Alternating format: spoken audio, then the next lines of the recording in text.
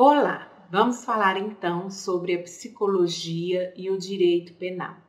A psicologia jurídica, como todos vocês já sabem, ela se inicia pelo interesse no direito penal. Então, nós estamos falando de algo que é extremamente importante e, ao mesmo tempo, que tem a ver com o início da psicologia jurídica. Mas, naquela época, se interessava-se principalmente pelo perfil do criminoso e, mais precisamente, por aquele criminoso que poderia ser considerado um doente mental.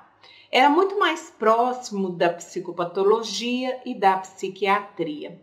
Então, gente, até hoje nós vemos muito forte essa tendência dentro da psicologia relacionada ao direito penal. A tendência de classificar as pessoas, a tendência de achar no criminoso um doente mental, a tendência de achar a explicação do crime na doença mental. Para a gente estudar um pouco melhor isso, para a gente entender melhor essa situação, eu quero fazer aqui uma diferença que às vezes parece óbvia, mas nem tanto. Eu quero diferenciar para vocês a psicopatologia, a psiquiatria e a psicologia. Vamos começar pela psicopatologia. A psicopatologia ela é relacionada ao estudo dos adoecimentos psíquicos, né? Então, a psicopatologia ela é uma ciência que estuda o adoecimento psíquico. Ela pode ser estudada e abordada pela psiquiatria e ela pode também ser estudada e abordada pela psicologia. Aliás, são duas ciências que estudam a psicopatologia de uma perspectiva totalmente diferente uma da outra. Então, a psicopatologia é como se ela fosse uma disciplina, né? Então, é uma disciplina que é estudada, é uma ciência que é estudada tanto pela psicologia quanto pela psiquiatria. Já a psiquiatria, muita gente faz essa confusão, ela é uma área da medicina. Então, o psiquiatra, primeiro ele faz medicina e depois ele faz psiquiatria. E é por isso que a psiquiatria, ela tem se dedicado à medicação, né? A medicação psiquiátrica. Então, em geral, quando as pessoas vão no psiquiatra, elas vão ali, o psiquiatra vai fazer várias perguntas para aquela pessoa e a partir dessas perguntas ele vai fazer uma hipótese diagnóstica, ele vai pensar em algum tipo de transtorno. Hoje nós temos uma psicopatologia da psiquiatria fenomenológica, né? Ou seja, ele vai tentar encontrar os sintomas e a partir desses sintomas encontrar talvez algum tipo de diagnóstico. E a partir disso ele vai dar uma medicação para a pessoa. Hoje eu diria que nós estamos vivendo uma época da medicalização da vida, né? Ou seja, se a gente for no psiquiatra, é muito pouco provável que você saia de lá sem uma medicação, porque são tão infinitos os sintomas e tudo ao mesmo tempo pode parecer um sintoma, que dificilmente a pessoa sai de lá sem uma medicação. Isso é uma coisa da nossa época, tem muito a ver também, né, com a lucratividade que esses medicamentos dão às farmacêuticas, grandes farmacêuticas. Então, existe muito dinheiro de pesquisa também investido na criação desses medicamentos. E aqui eu quero fazer uma ressalva que eu não estou dizendo que as pessoas não precisam desse medicamento, né? Existem algumas pessoas que não precisam e que utilizam e que são diagnosticadas, mas sim, existem muitas pessoas que precisam da medicação e que devem seguir corretamente com a sua medicação. Se eu estou falando aqui com alguém que usa medicação, o conselho que eu dou é não tire a medicação, a não ser com a ajuda, o apoio médico da psiquiatria. Então, nós falamos da psicopatologia, falamos da psiquiatria, vamos falar agora da psicologia. A psicologia, ela estuda a psicopatologia, mas ela tenta compreender os processos que levaram aquele indivíduo a ter aquele comportamento patológico.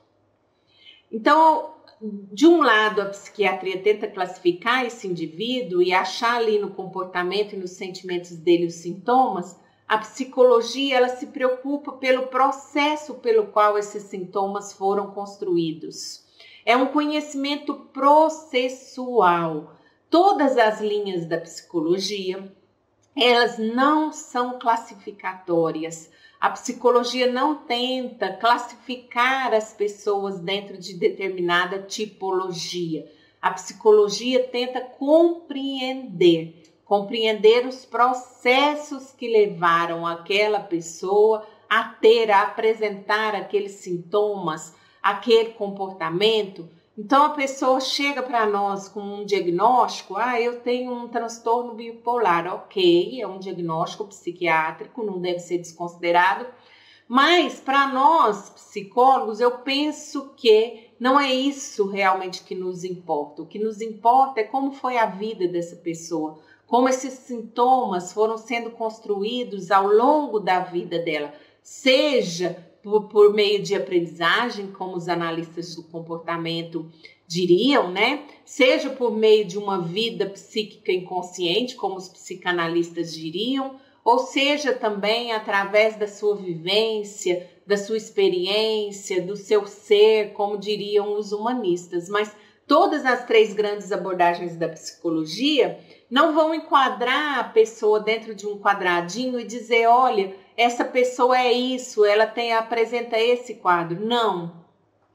Todas as linhas da psicologia tentariam compreender e tentam compreender como foi que a pessoa chegou a esse comportamento. Então aí está a diferença, né? E essa diferença explica muito do início da história da psicologia com o direito penal, porque a psicologia ela começa a interessar o direito penal na medida em que ela começa a explicar o comportamento criminoso, mas inicialmente ela explica o comportamento criminoso muito próximo do que a psiquiatria fazia e faz, tentando classificar as pessoas. E até hoje nós vemos aí, inclusive, uma moda, né? Um modismo de tentar se classificar as pessoas que cometeram um delito como psicopatas, como perversos, como com transtorno social e etc. Várias nomenclaturas aí, que na verdade às vezes explicam pouco, mas apenas classificam essas pessoas dentro de uma determinada categoria. A partir disso, é muito importante a gente compreender o papel do exame criminológico, porque inicialmente os psicólogos eram chamados a fazer o exame ou a participar do exame criminológico. O exame criminológico era um exame realizado por peritos com o objetivo de facilitar a decisão do juiz para a progressão de pena, né? Então, se fazia esse exame criminológico para dizer se aquele presidiário, né, se aquele preso, né, ou hoje se chama interno, mas na verdade não trata como interno, então continua preso, na minha opinião, né, se ele teria características que possibilitariam que ele tivesse uma progressão de pena, na verdade, muito próximo de um julgamento, né? De um julgamento assim, será que essa pessoa é confiável? Será que nós podemos soltar essa pessoa? Ela não vai fazer nenhuma besteira, né? E foi por isso que houve uma grande briga, né? Um conflito mesmo com o Conselho de Psicologia.